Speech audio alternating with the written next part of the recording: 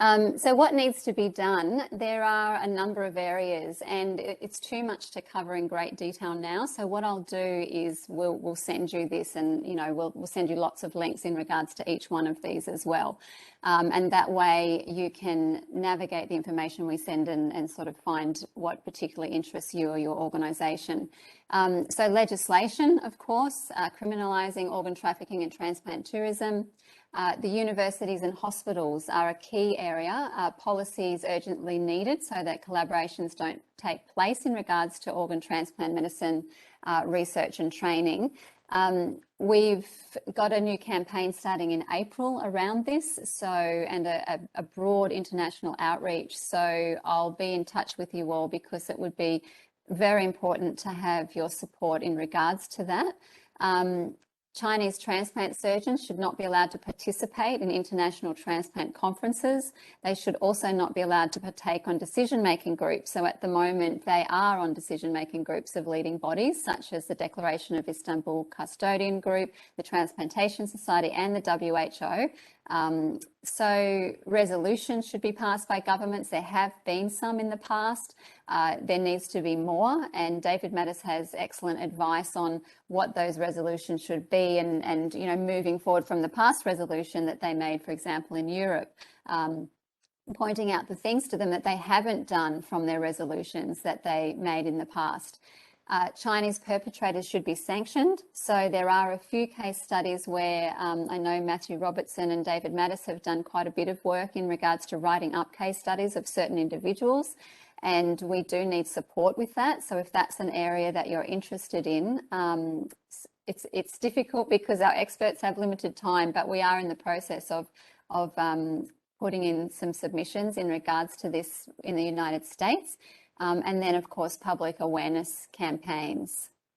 For you as an organisation or an individual, you can mention in the joint letters when writing to the government and others. So, for example, there was a letter to Lululemon, I think it is, in Canada in regards to the Olympics.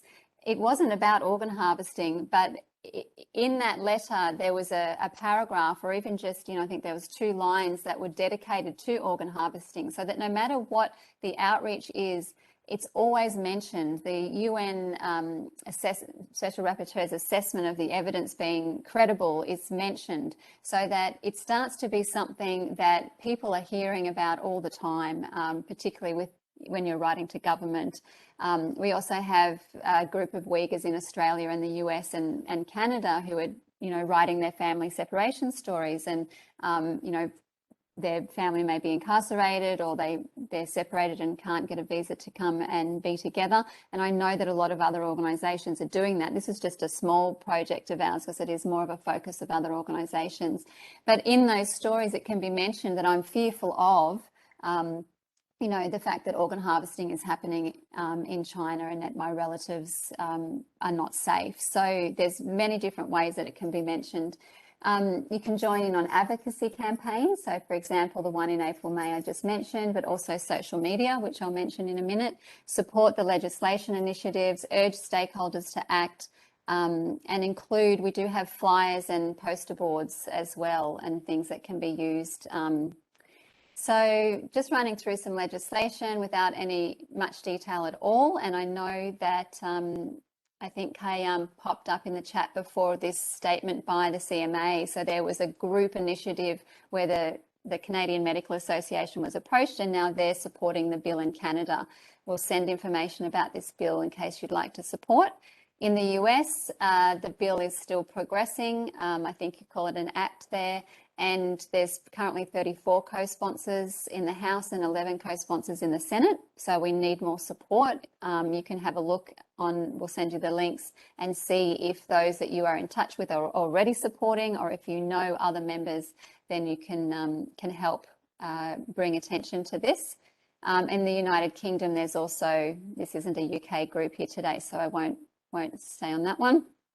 There's a Not From China pledge campaign, and a number of you are already supporting that. We're starting to merge that with other campaigns. So, for example, you can see here that we have NGO representatives who are sharing this on social media. We also have members of the Uyghur community who have family missing or in a concentration camp, and they're using that opportunity to, I guess, promote the campaign at the same time as bring awareness to their personal situation. So there's lots of ways that the Not From China pledge can be used. We make social media posts that you can use. You can put your own logo on them. We have a link, and I'll make sure everyone has it. There's a huge sort of variety. So we have witness statements, we have statements from government officials, statements from NGOs. If you haven't made a statement yourself, your NGO, you can make one. We'll make a social media post for you. There's lines of evidence. There's the telephone investigations.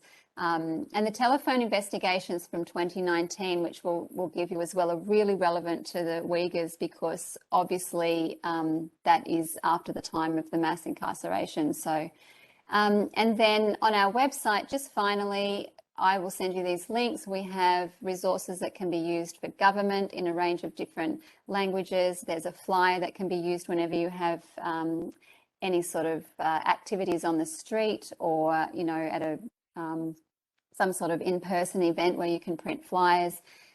There's information about the telephone calls, all of them in this document here that you can see on the screen. So there's excerpts, and that's a very powerful evidence for you.